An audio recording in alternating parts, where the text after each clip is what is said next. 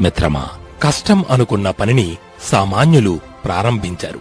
మధ్యస్థులు ప్రారంభించి సఫలం కాని పరిస్థితుల్లో దాన్ని వదిలేస్తారు.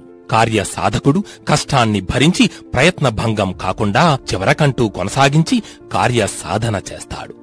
కార్యాలు రెండు రకాలు: సులభంగా పూర్తయ్యేవి, కష్టతరమైనవి. సులభంగా పూర్తయ్యే పనుల కంటే కష్టమైన పనుల వల్ల సాధించే ఫలితం గొప్పగా ఉంటుంది.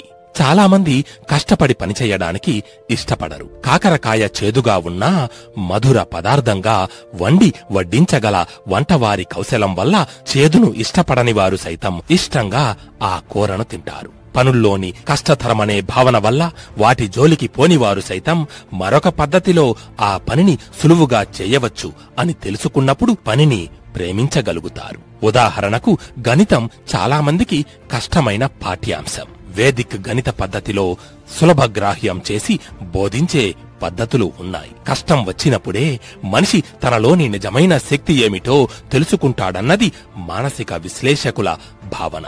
ఆలోచిస్తే ఏ పని కష్టం కాదు.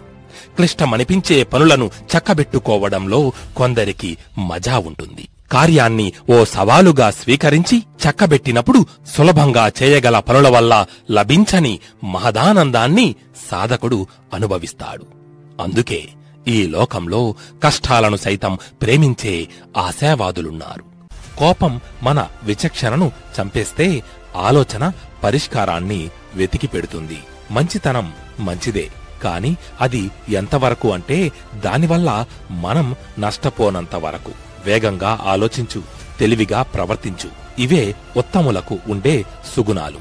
మన దగ్గర లేని వాటి కోసం బాధపడుతూ ఉంటే ఉన్న సంతోషాన్ని కోల్పోతాం. కాబట్టి మన దగ్గర ఉన్న వాటితోనే ఆనందంగా ఉండడానికి ప్రయత్నించాలి. సరైన సమయం కోసం ఎదురుచూస్తూ కూర్చోకు. సాధించేవాడికి తాను మొదలుపెట్టిందే సరైన సమయమవుతుంది. ఎప్పుడూ ఇతరులని దూషించకూడదు. అలాగే మనల్ని మనం నిందించుకోనూకూడదు.